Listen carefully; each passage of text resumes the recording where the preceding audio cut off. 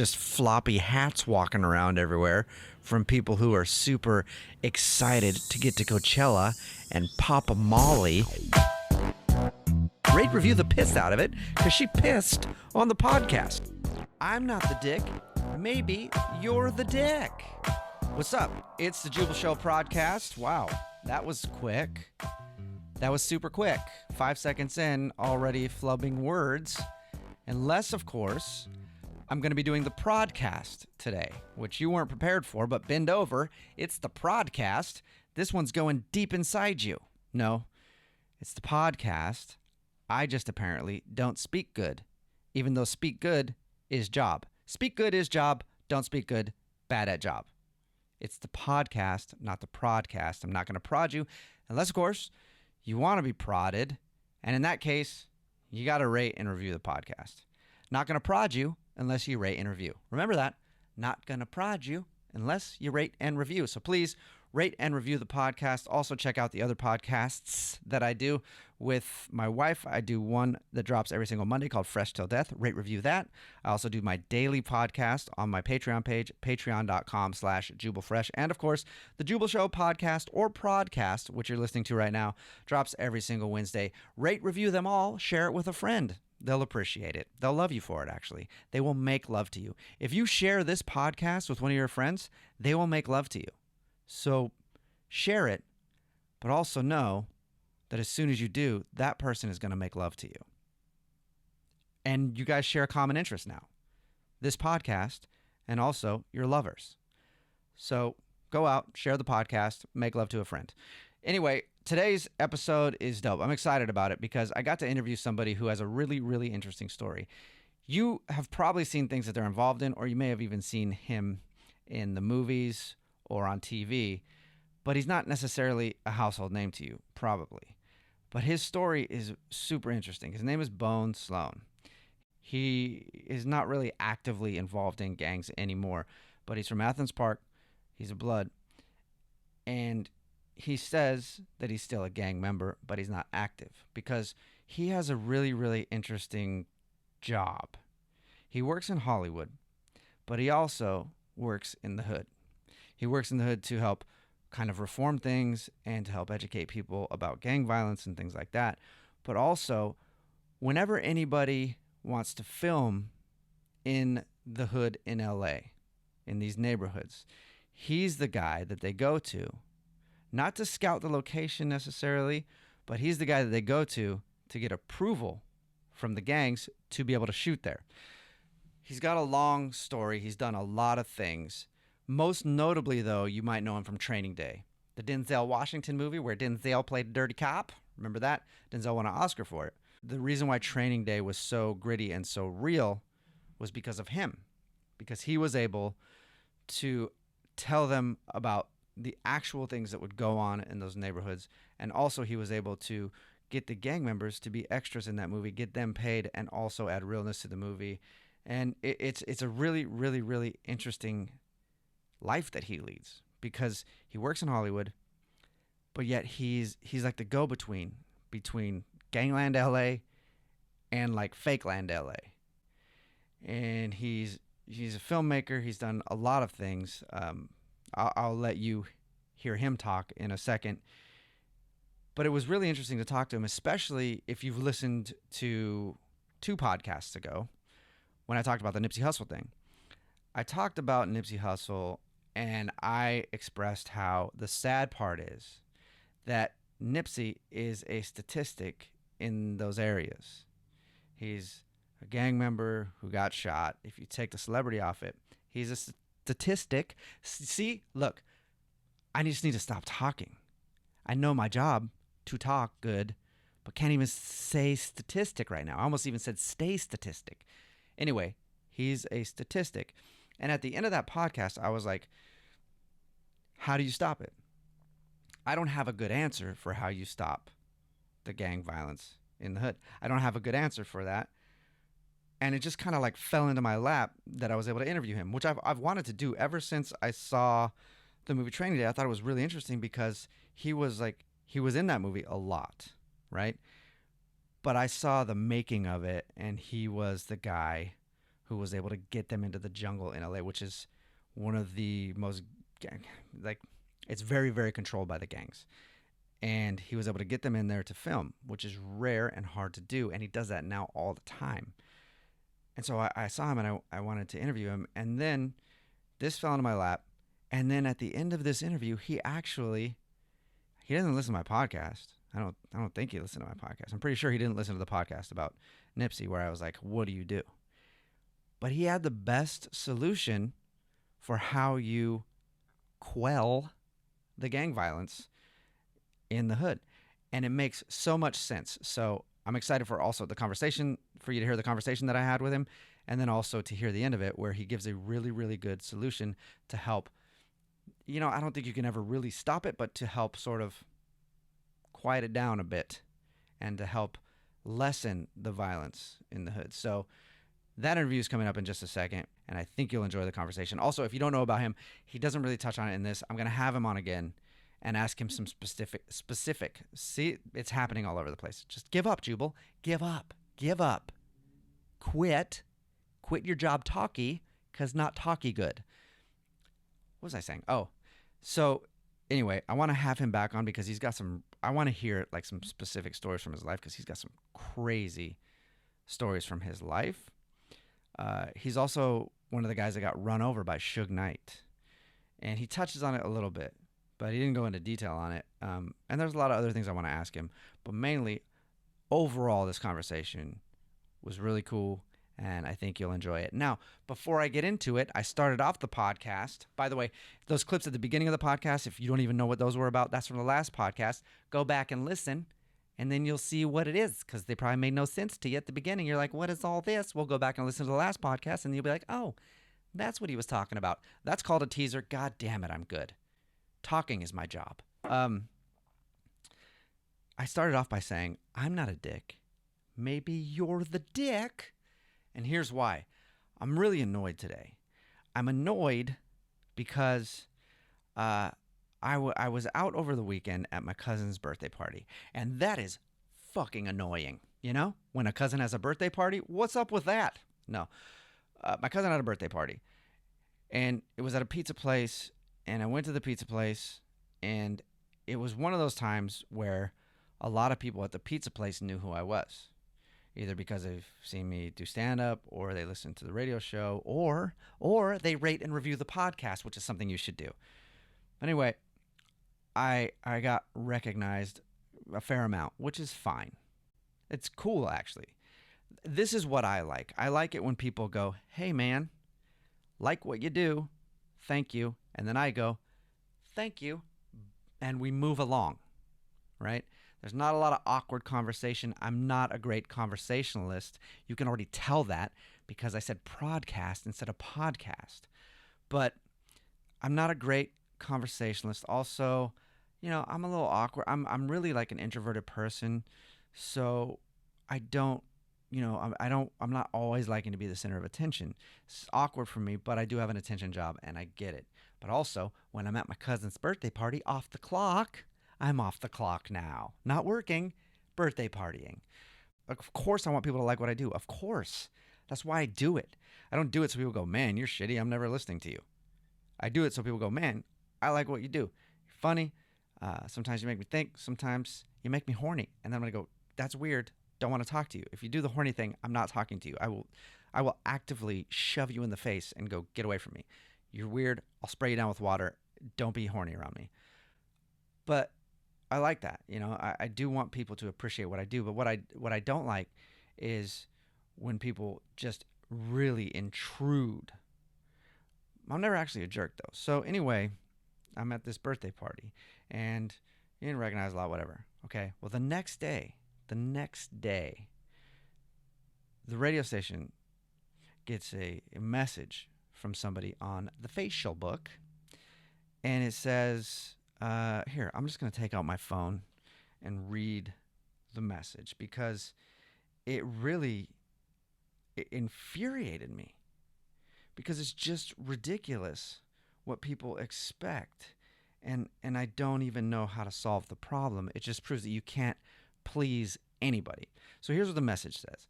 It says, so we were at the pizza place on Saturday. My son seen Jubal and was all excited. Hey, they're just as good at talkie as me. Saw Jubal. That's what it should be. If I were responding to this complaint, that's what I would do. I would respond and I would just put an asterisk and the word saw, S-A-W, just to be a dick. Anyway, it says, my son seen Jubal and was all excited. When he said hi, Jubal was kind of an ass. And as a mother, it hurt me to see the look on my son's face. So thanks for ruining our evening. I know exactly who sent this, by the way. Here's a couple things at play. One, I have resting dick face all the time. I don't look very happy most of the time. I might be incredibly happy, but I don't smile a whole lot. And I'm usually thinking about stuff in my head all the time because I got this brain that moves too fast and doesn't stop thinking about shit. So sometimes my eyes are squinty. I might be thinking about something that pissed me off, or I might just be trying to, I might be thinking about why I have nipples. I don't even know. But I think all the time, so I'm always in my head. And so I look like a dick most of the time. Okay, fine. I have resting dick face. But whenever anybody says hi to me like that, like, hey, man, like what you do, I'm never a jerk. I'm never a jerk because I'm appreciative. I do want to move along, but I do appreciate it at the same time. So I'll usually look and be like, hey, thanks, and then go about my business, right? And I know who sent this complaint because I remember I was about to walk up the stairs to my cousin's birthday party, and there was a table with a family. And by the way, this kid that she's talking about, he was like 15. He was like old, you're old enough to not get your feelings hurt. But they said, hey, are you Jubal? And I said, yeah. And it's like, he listens to you all the time. And then I was like, oh, cool, man, thank you. And then I walked upstairs. That's what I did. Oh, cool, man, thanks. Nice to meet you, right? And then they send a complaint because I was an ass? Why? What did you want me to do? Again, off the clock, going to a birthday party for my cousin. It's not my time to sit at your table and do voices or juggle or dance for your kid. I'm not the dick in the situation, am I? Comment. Let me know. I feel like I'm not the dick in the situation. I feel like you're a dick for not realizing that I'm not working right now, and also for not giving me credit for not ignoring you. Because I could walk by. If I were a dick and they're like, hey, Jewel, I would just blinders on, walk right by, maybe flip them off. Maybe go, because since I was on the second floor, drop fucking pizza on his head. But I didn't do that.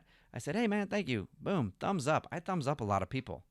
I realize that. I do that. I thumbs up a lot. I'm like, hey, all right, thumbs up. And then I go do whatever I'm doing. And that's what I did. But apparently I'm a jerk because I ruined his whole evening. Because I didn't. What? Did he want me to perform for him? Get a mic and some speakers and do a little stand up for him? I don't know what people expect in that situation, but it's really annoying because also guess what? I know I'm in the attention business, but also person trying to do stuff. And unless you want to pay me, that's what I'm going to do from now on in those situations. Because I'm also, I'm about, it's a business, what I do. I'm going to start doing that instead. But just because of this complaint email. So now if you see me out and you're like, hey, man, I like what you do, I'm going to stop and I'm going to go, hey, what's the expectation here? Because I can say hi, I can thumbs up you and move it along. Or I can do voices that I do on the radio for you. Or I can do my stand-up. Or I can juggle, and I really can juggle, but it's going to cost you $1,000. So does your 15-year-old do enough chores where he's got $1,000 in his pocket? Maybe that's what I'll start doing. And then when they send an email calling me a dick, it will be very accurate because I tried to get $1,000 from your kid. And that's why I say maybe you're the dick. Maybe you're the dick for not realizing that it's my personal time and that I wasn't a jerk. I smiled, I thumbed you. I thumbed your whole family, and then I was pleasant. But maybe you're the dick. And also maybe teach your kid, hey, if he's upset about it and it ruined your whole evening, maybe just tell your kid, yeah, he's probably trying to go to his cousin's birthday party. By the way, if you knew it was my cousin's birthday party, how the fuck did you know that? I only knew about it a few days earlier. So if you knew it was my cousin's birthday party, you're stalking me now, and I will prosecute you to the fullest extent of the law. But why not say that to your kid? Yeah, he's probably busy.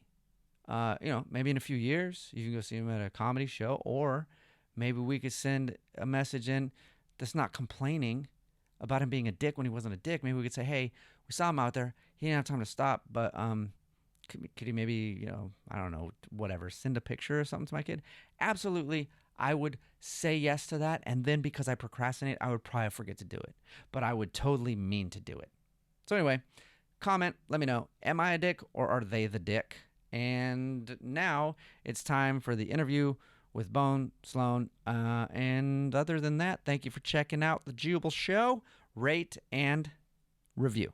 All right, enjoy the interview. Joining us is Bone. Sloan, thanks for coming in, man. Appreciate it. Thank you for hanging out. Thanks for having me, bro. AJ Benza's in studio with us too, chilling. And this is my wife, Alex. Hello, Alex. You guys met. Nice to meet you. I think the best way to have anybody explain who you are, and I know that you don't want to do this. Man, I don't even know who I am.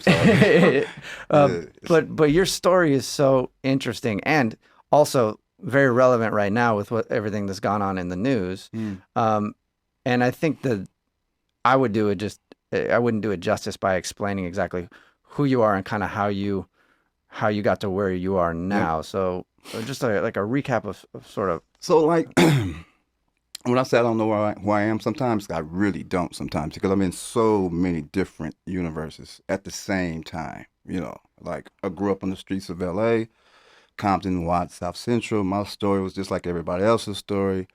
I was either going to die or go to prison, and I was cool with that. Mm-hmm. I've been shot several times, been in a lot of trouble, tried for murder. All those bad shit I've had, right? Yeah. And thank God I've usually come up out of it a little unscathed, maybe sometimes scarred, but, in the streets of L.A., death and life shares the same space all the time. Yeah. You know what I mean? All the time. So as a kid growing up, we would see it, hey, such and such got killed. Hey, and it was just really normal. You know what I mean? Yeah, and we just met each other, but I grew up in LA too, and I grew up in the Inglewood area, Gardena area. Okay. So not far from where you grew up, but better than where you grew up for sure. But I also. But you guys catch the residue, Inglewood, Gardena, it's right there. It's right there, it's right there. And you also hear the same stories and see the same thing, and that's why it's so interesting for me to talk to you too. I first saw you back when Training Day came out, which is obviously, huge movie. But I remember they were talking about... Still getting residuals, thank God. And it's a great movie. Classic, definitely classic. I watched, they would have the behind the movie thing, and it was all you, basically, because you're the guy who was able to get him to shoot in the jungle and things like that. Yeah. But, I just found out that he was in a book, and I've read, 4 books in my life, and you're in one of the books that I read, which tripped me out. I'm in a few books under aliases, right? Yeah. Under aliases. It was the first time that I know of that gang members were speaking for themselves.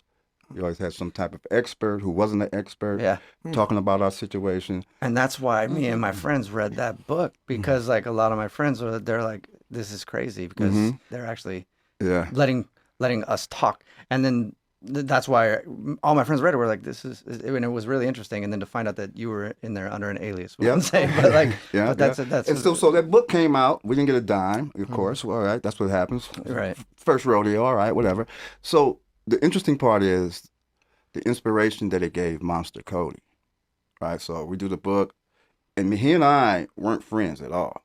Yeah, if anybody doesn't know who Monster Cody is, just a real recap. Monster Cody, 8-Trade Gangster Crip. He wrote the book Autobiography of a Crip that went through the roof. Yeah. Bestseller. He made money off of it, but he did it based on, we had did the book with Leon Bean. And then he goes back to prison. I'm on the streets, and he wrote me a letter like, yo, I'm about to write a book.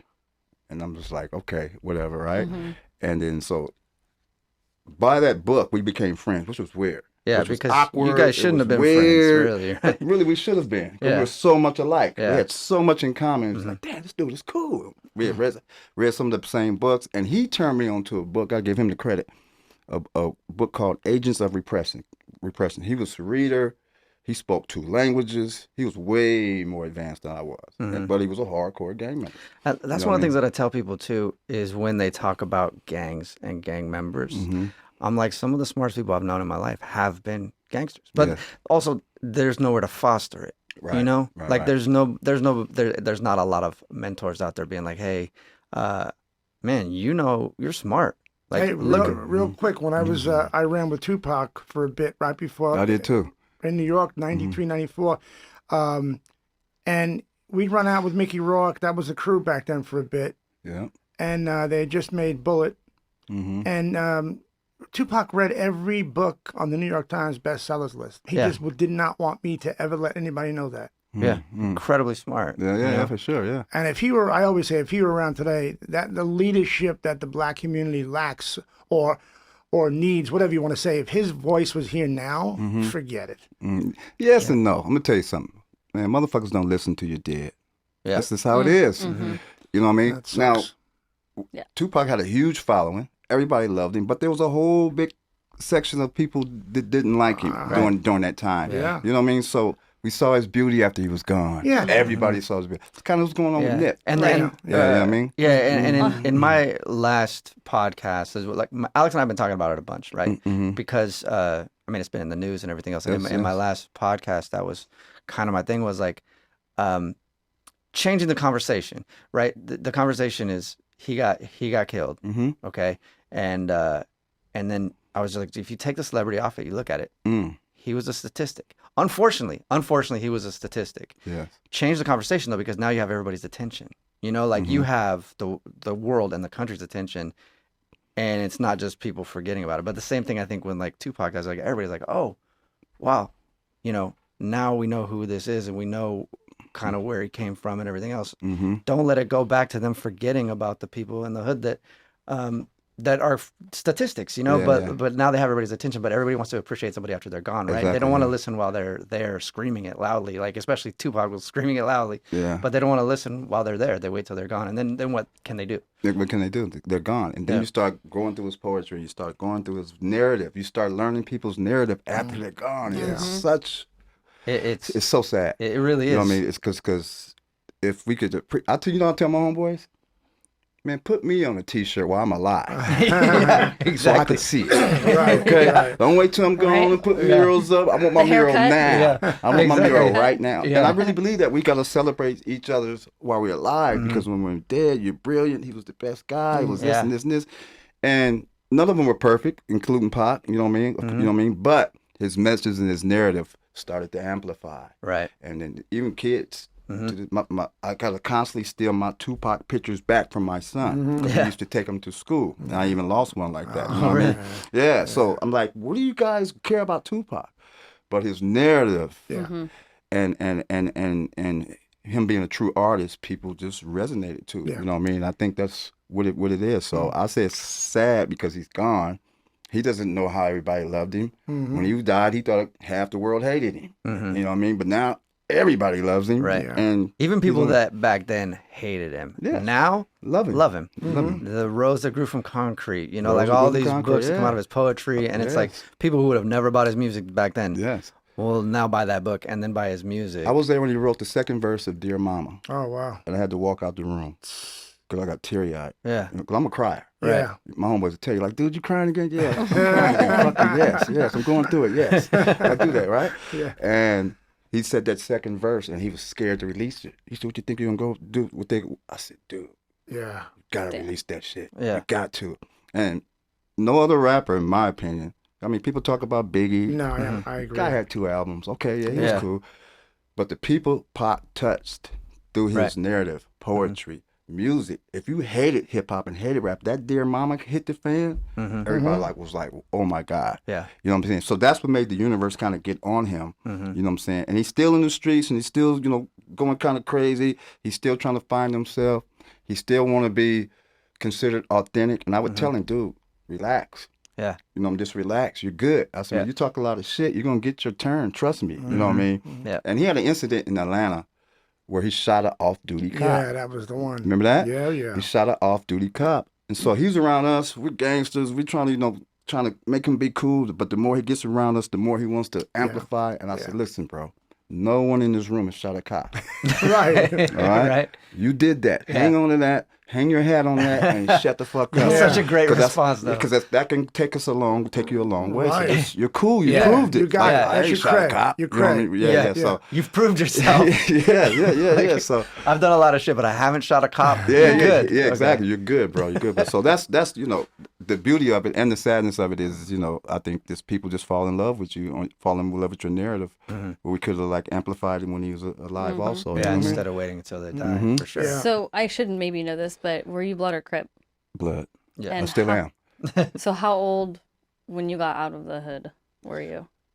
Out of the hood, I'm never out the hood because I can't have a say so if I'm out the hood. Okay. I can't be like driving Right. 60 miles away. My whole thing is I can't do what I do if I get out the streets. Right. Mm-hmm. And I mean- especially with what you do now with Yes.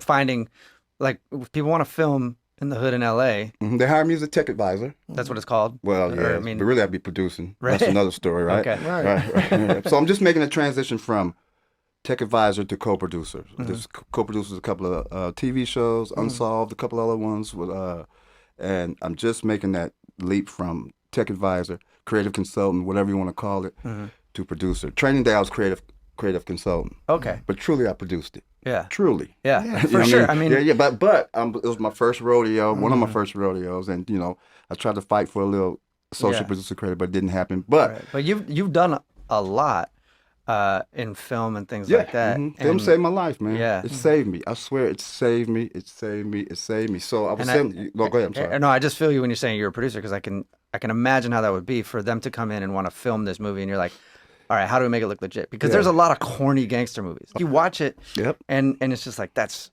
not how it would actually be. But that's what you do for those movies, Yep. like Training Days. You're like, no, if someone were to come in here, this is what would happen, or this is how it would go Training down. Day set the mold, and it had never been done before, and they said it couldn't be done, and it really, really set the mold for my career.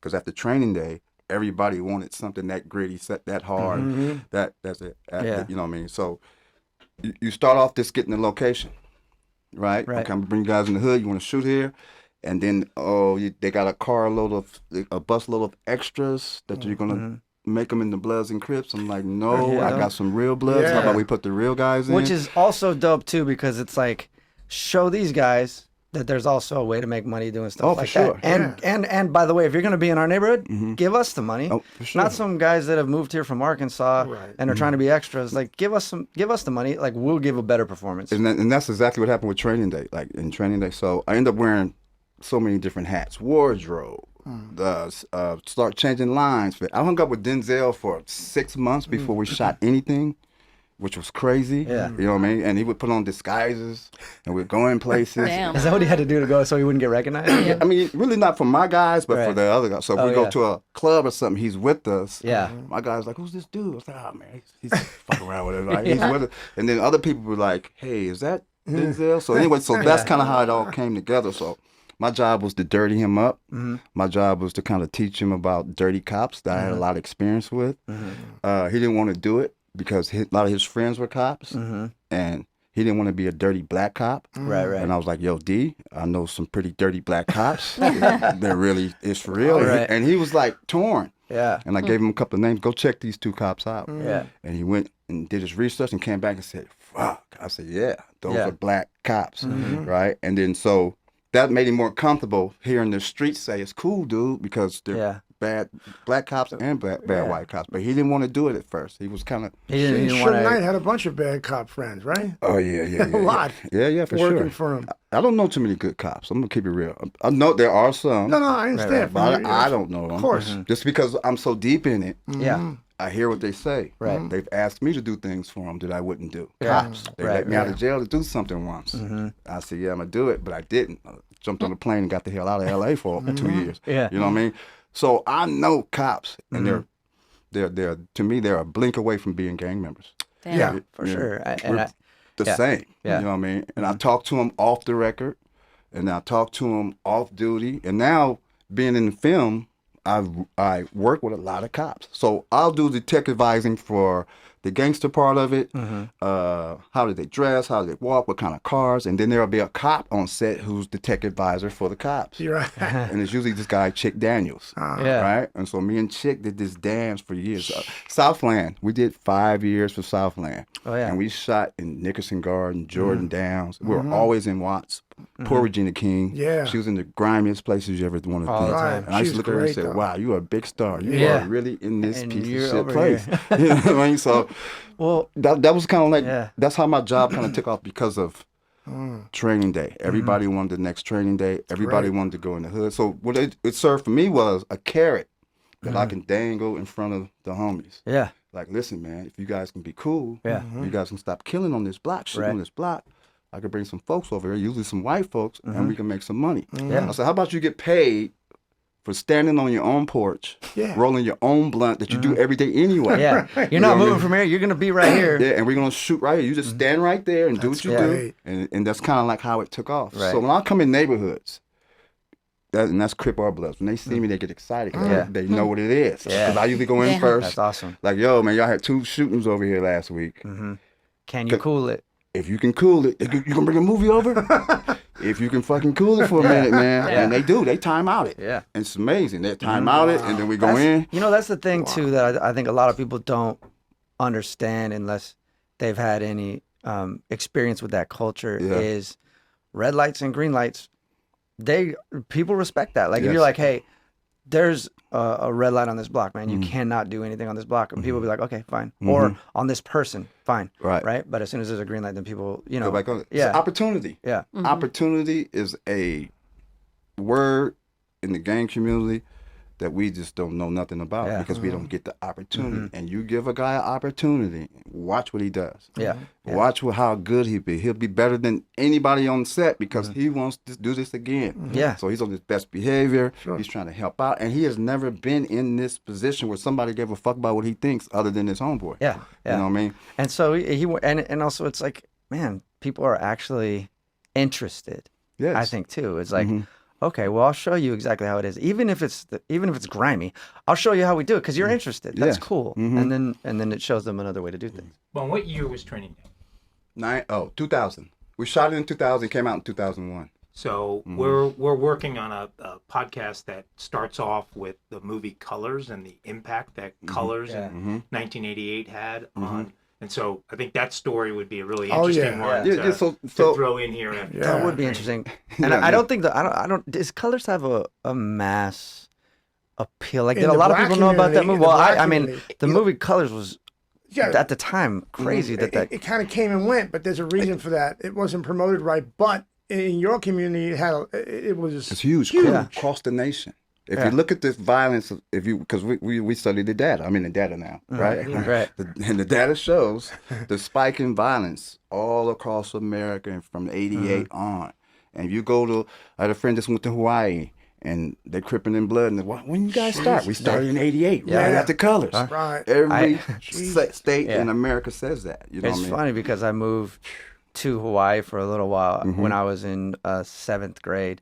From 7th to 9th grade, I was in Hawaii, and as soon as I got there from LA, it was like, oh yeah, oh you must be a Crip, you must be Blood. Like everybody knew, you know. And it was, you obviously, babe, don't know the movie Colors, No. so you want to explain the movie Colors? Real So quick. Colors was a star Sean Penn, Don Cheadle, Duvall. Robert Duvall. Can't forget Robert Duvall. It was directed by Dennis Hopper, right? And it was a 1988 movie about Crips and Bloods. Now, you got to think about it. 88, our shit was just bananas. It was crazy. Violent as hell. Yeah. And we're going at it, and nobody's even trying to stop it. It was. And I try to explain to people being a kid growing up at that time in LA. it was crazy. It was everywhere. What and it Chicago wasn't- is now, Yeah. that's what LA was all the way up to about maybe 2000. It started kind of peaking Yeah. off in about 2000. And it you know what I wasn't. mean? It would spill over into every neighborhood Oh, too. yeah. So And that was the thing too. See, Like, LA didn't have a gang problem. Although we were killing each other big time. LA didn't have a gang problem until Karen Tashima got killed in Westwood. And LA said, we got a gang problem. Right. This shit has spilt over into our shit. We I gotta stop remember. this I shit. remember when that happened. Yeah, me too. Because it was everywhere in the news, and it was like, oh, Little you too know, close. Yeah, A little too yeah, close. yeah. and then from then it was Two like, fractions had a shootout in Westwood. Right. LAPD said it. Oh, F this. Right. This is not, you keep that shit and you guys Damn. stay in. And yeah, so- like it's fine if it happens over there. Absolutely. You guys kill yourself over there, but not over here where somebody else. could, Absolutely. It you was a know. problem. It turned into a gang problem. then. Yeah. At first it wasn't a problem, you know what I mean? Yeah. So when that happened, you know what I mean, that's when they came with the crash units, OSS, all these special operations. They start, arresting us in droves, yada, yada, yada. And that's when they really, Daryl Gates turned up the intensity on gangs around that time. But going back to colors, it's 1988 and the city is just crazy. And they make a movie in the crazy city about the crazy city. Yeah. And it was just like, how did they do this? How'd You know they what I do mean? it? Right. So me, I'm just a dumbass gang member at the time. It's 88. I'm 3 years out of high school, something like that. And we hearing about them making this movie, but we had no clue of kind of how it was. But when the movie came out, we saw it. And Yeah. It was bad. And it made the Bloods look so weak and so just Yeah. pieces. Yeah. So Yeah. that was a problem.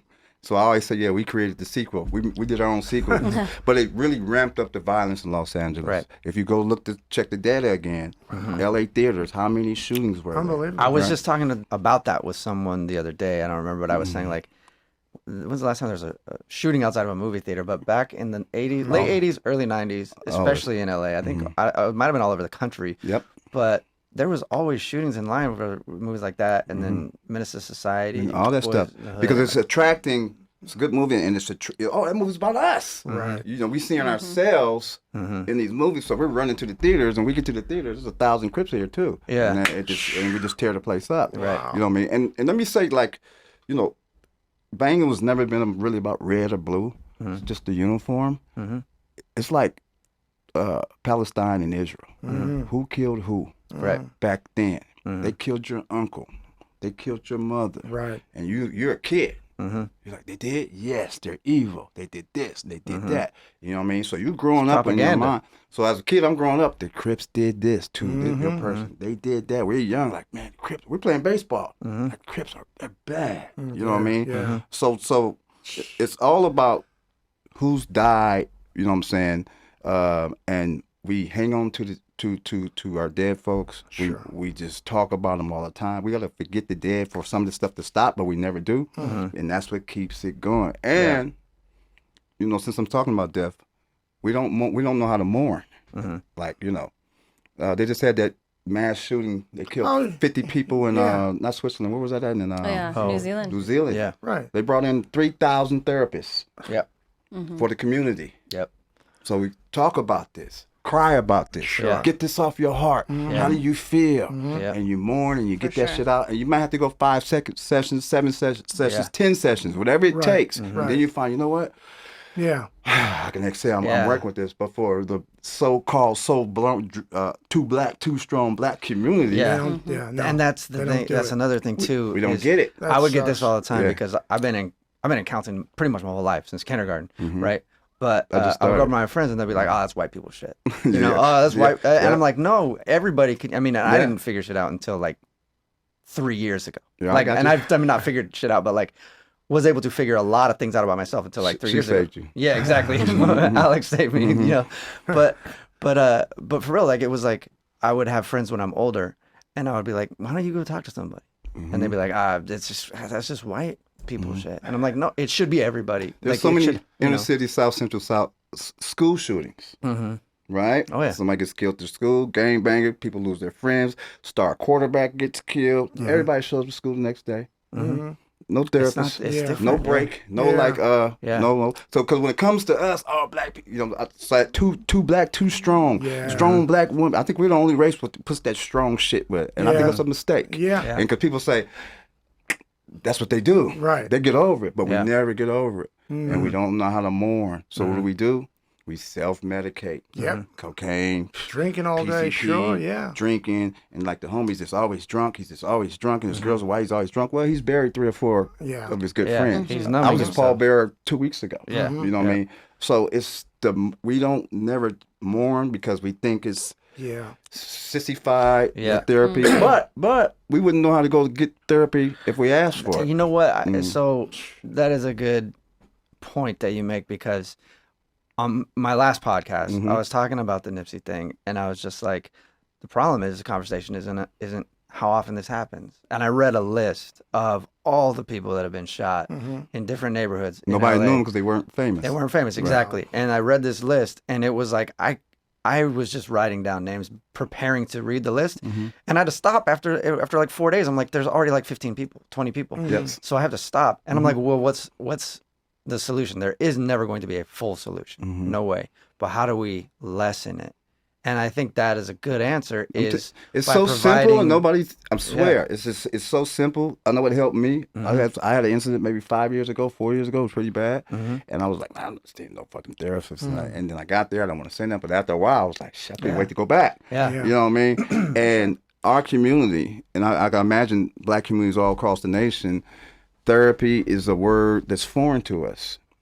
Psychologists, that's foreign to us, you know what I mean? And then people outside looking at us, oh, they're strong. That's what Black people do. They just go Strong to black, war. a black woman, Yeah, black woman, strong no Black man woman. at home. You know what I mean? She So took care of everything. I think that's a problem. Yeah. I think Could be right. I think that's a problem. Yeah. Because people, the optics are, oh, they're strong. They can handle it. Yeah. That's what it is. Oh, that's bone. That's just what they do. And even with Nip, I'm gonna tell you, Nip is maybe almost a little bigger than Tupac because it happened right here. Yeah, right. On Slauson and Crenshaw. Yes, sir. That's their fucking headquarters. It happened right here. And then if you're not a gang member, whatever, you live in that area, everybody knows that's Nip's store right there. There was Nip's store. And so the community itself is hurting. Yep. Why? I don't get it. Not only gang members, but the regular, we call civilians, are very hurting. Kids and everybody. My niece called me crying. She lived 30 miles away. But there's no one coming in and say, you know what? If you guys want to come in and talk about Nip, you can go to this address, and these therapists are waiting for you. None of that. And that happens. And the thing is, that happens at those school shootings you hear about. They bring in a team of therapists. Yeah. Well, when I was going to some of the LAUSD schools, we'd have drive-bys. All the time. People would come to school being like, "Yeah, my cousin got killed," and they're still at school the next day, expected to just keep plugging away. But in other communities, I think it's My just daughter different. was a white daughter, right? She goes to a good school in Van Nuys, and there was a shooting across the street, a couple of gangbangers, and the bullets flew to where my daughter and friends were eating lunch. So a teacher got shot and a student got shot. They didn't die, but because it's primarily white, they came at the parents with all these letters and here's numbers of therapists and da-da-da. And then, like the next day, my daughter heard like a loud noise. Jumping and around. you know what? I had people telling us, get her in therapy right now. Yep. Because that's the way they think. She went through a trauma. You Yeah. cannot just let it. Yeah. If you've ever been in a car accident. And that's nothing compared to what happens in the black neighborhood. What I'm saying. but all of us might have been in a car accident. Sure. And then so you get in this car, you're like, oh my God. And then the next day, every time you hear scary rubber or shit. a car, Right. and that's what it is in the streets. It's all the time. Yeah. All Yeah. the time to whereas you got to smoke something or drink something Yeah, or of snort course. something. Yeah. To level this shit up. Yeah. And that's what's going on. You know Yeah. what I mean? All my young homies, multiple drugs. When I was coming up, you couldn't do cocaine. You looked kind of at, oh, he's doing cocaine. Yeah. Hey, homie. The homie said, you doing cocaine. Is that real? Knock it off. Yeah. And that was like frowned upon. Right. Now, it's the youngsters coming up on us, cocaine, Pills. syrup, Yeah. whatever they Anything. can get. Whatever they can get because they're numbing it. They don't know they're hurting. They, oh man, they killed Nip. Yeah, they killed the homie. That's just how it is. Yeah. Let them motherfuckers get me. Right. And they're smoking and they're hurting. And so it took me a minute to understand what was going on with us. And I was like, wow, the solution's almost simple. Yeah. If we can get a little therapeutic help. Yeah. If this word therapy is, it's not so foreign in my community. Yeah. Then we can we can close the book on a lot of these killings. You have a voice. Yeah. And now you do You're have a doing voice. it. Yeah. Oh yeah. I mean, I do it every day. Yeah. Trust me. Yeah. I- Well, I'm I sure you do- have oh, conversations oh all my the God. time. I mean, because you're in those streets every day. Half talking the to shit I do, people. I can't even talk about. Yeah. Right. I swear, every day I'm pulling somebody out of a trunk and take out. Maybe not every day, but, But a lot. once a year. which feels like every day, I'm sure. yeah. He's kidnapped over there. Could you talk to her? Yeah. So and it's a lot of weight on your shoulder. Yeah. You know what I mean? Yeah. Because I want to just like, nah, I just want to go home. Fuck this shit. Man, I'm 51 years old. Yeah. I don't want to be dealing with this shit. I'm ready to I'm just now getting my shit together, but you have to. So that's why I always say, I'm not an ex-gang member. I'm a non-active gang member. I'm the alumni. Yeah. Right? Yeah. And I have a little say-so. Yeah. You know, I make suggestions. I don't call shots. Hey, man, if I was you guys, I would kind of like, X, Y, Z. Yeah. You know what I mean?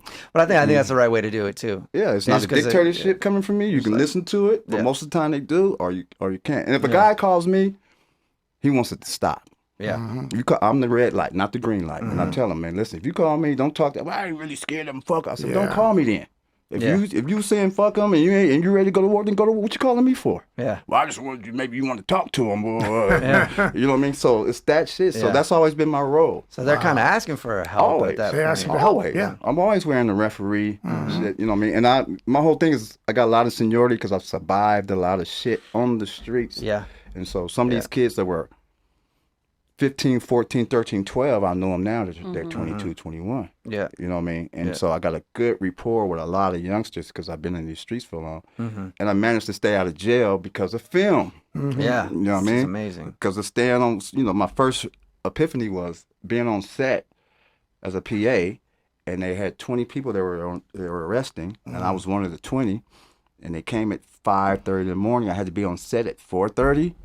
Just missed it, right? So I'm like, yeah, That's great. I'm just keeping my ass on set. Yeah. You know what I mean? So, then I think I'm getting off you guys' subject. No, but- No, you're no, good. no. No, That's go fine. ahead. I actually want to talk to you again and just get some just stories from you. 'Cause I know you have some For sure. crazy stories. But I like the way the conversation went because I think it's very poignant right now to talk about the things that you know and also what you know could help in those communities. Because I've not heard anybody say, you know what, we don't know how to mourn. Don't know how to mourn, man. We know what the problem is. We're killing, but we And- don't know how to mourn. I think that's a great point. And the dead homie such and such, and the dead homie kid, and that's all we talk about is dead homies, dead homies, dead homies. Yeah. And then we go put up morals. Yeah. And people remember the day they got killed on. I don't remember half this stuff. You Yeah. know, such and such died today, like 2-3 years ago. I'm like, really? Yeah. How did you know that? Like, man, I remember because they hurt and I mean, every other car has in memory of on the in back memory of it, of you and know, stuff like that. yeah. So that's the way we mourn. A T-shirt. It's What the fuck is that? glamorization of death instead of.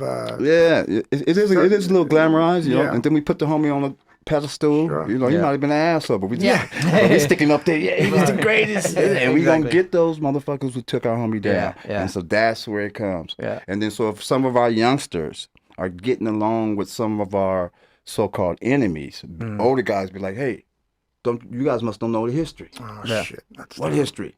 Those are the motherfuckers that did Yeah, X, you Y, can't Z. be friends with them. Yes. Yeah. And they'd be like, oh, we didn't know that. You know what I mean? So LA is segmented like that a lot. You know what I mean? Yeah. A lot. But I think with Nip's death, I'm seeing a little different frequency. The synergy is everybody's saying the right stuff. Everybody's got the right attitudes, got the right look. But I've seen it before in Let's '92. see what happens at the big get together. At Staples? Yeah. See, that's right. To me, that's that crazy. sounds dangerous to me. I'm not going. You know what I'm saying? Right, right. I just feel sorry for somebody's. Where's the intimacy of this man's death? Yeah. Yeah. Right? Yeah. Where's the Good point, intimacy? right? Like, Yeah, because now he's a cartoon to some people. yes, And he's it's not like a person. real. Now Right, he's on yeah. YouTube, and I went through Yeah. some shit like that. I had an incident in 2015 where I'm just on YouTube getting ran over and over again, and over again, and it's like I'm not. And then people are talking about.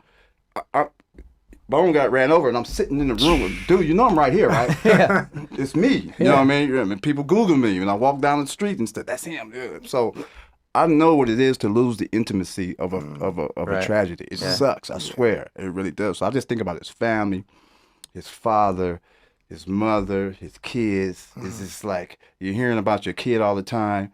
You know, people are telling you about Yeah, your kid right. that they didn't even know. Right. Yeah. And this is what happened. I'm gonna tell you what happened. It's like so. Sometimes my incident, people will tell me what happened. Yeah, I said, yeah, no, no, dude, it that's didn't not what happen. happened. I know. No, Yeah. what they said. I said, dude, you talking to me? Right. I'm Yeah. telling you what the fuck happened, right? I was there. And the truth is so boring. Facts. No one wants to deal with facts. Yeah. Rumors are king. Right. That's the news now. The news is Rumors all are king. day. That's how it works. You know what I mean? And that's a little bit that's going on with Nip, I think, too. Yeah. And I just feel sorry that they don't have the intimacy of burying their loved one. In the Staples Center, I'm sure it's gonna be tons of police, and I hope it goes well. But I just can just imagine people sitting up in the 3rd row or the 20th row just talking and live streaming and party. It's turning. I don't know. It just seems a little entertaining. I remember I was at that Source Awards where they got they got mad at each other. Where Snoop Dogg was like, "You ain't got no love for Snoop Dogg." I was at that one. Yeah. And even that little room was. I took this little Brazilian girl with me. I said, "We got to get out of this room right now. There's some bad shit about to happen." Yeah. Nothing bad, but it got close. It led. Yeah. It parlayed into. It did. To what's going on. Yeah. It did get bad. It parlayed into a lot of stuff. You know what I mean? So I don't know, man. It's just like I just think like the intimacy of dying. You know, I feel so bad for his family, but more so as a community. We don't know how to mourn. Yeah. No one's told us how to mourn.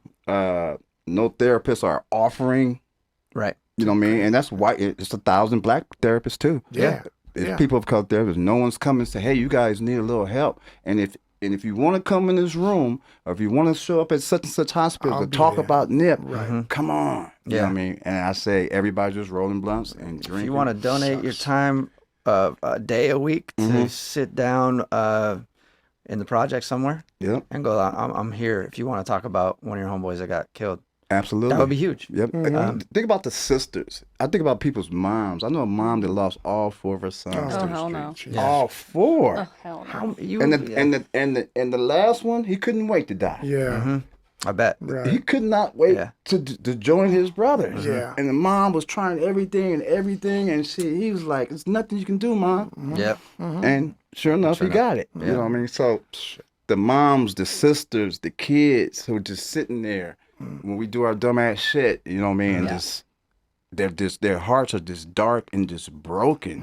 I just see broken people all the time. Just for broken. sure. Yeah, Nip was big, and I was thinking about Lauren too. Think about Lauren. You know what I'm saying? So she's, this is her guy, and she's seeing this every day on television. Now it's real. It's not no star. This is my dude. Yeah. But now he's not there anymore. Yeah, Like, it's just exactly. weird. So I don't know, man. Like I said, and he had a pretty good family. People don't know, Nip is Ethiopian. Yes. Yeah. He's an Ethiopian Eritrean. Yeah. Which their culture is family orientated. They're all entrepreneur. That's why he had that entrepreneur spirit. Because his dad had the first T-shirt shops. His dad were selling stuff like that. They got that from their dad, that entrepreneur spirit. Wow. You know what I mean? They call him Nipsey Hussle, but his hustle really came from his Ethiopian dad. Cool. Wow. And we Ethiopians, Eritreans, Jamaicans, they hustle. They work hard. 5 jobs, for 6 sure. jobs, sure. 6, 7 jobs. Yeah, right. This is where that came from in Nip, but no one knows that. Yeah, Like, no. Nipsey Hussle, he was hustling, he was getting money. It was a little more to it than that. Okay. Yeah. It was a culture of it was constructed in the culture of coming out of being an Ethiopian. Yeah, familial. Yeah, exactly. That's wonderful. Yeah, for sure. So Well, thank you for coming in, man. I like I said, I feel like I just rambled. No, this was great, and I want to get you on another podcast too, just talk some more, maybe some stories and things like that. And Absolutely. I want people to make sure they check for you because you're coming out with podcast and stuff soon. Yes. We'll talk about it and get you. we got a podcast coming as on. we're getting closer. Oh, the info. We're working We're on it. excited to tell really the story of how the streets influence some of these movies, and then in turn how those movies influence the streets. And we're starting with colors. Okay, cool. So the first season will be all about colors. Cool. Impact. That'll be awesome. So I'll share with everybody who checks out my podcast, listens to my radio show, follows me online when that comes out, so that they can also look for that. And then AJ, thank you Me for too, sitting as in well. and hanging out. Absolutely. Thanks for man. having me. Yeah, Sure. And then Thanks for Alex, having thanks for being married. Thank We you, appreciate Alex. that. Thank you, guys. Yeah.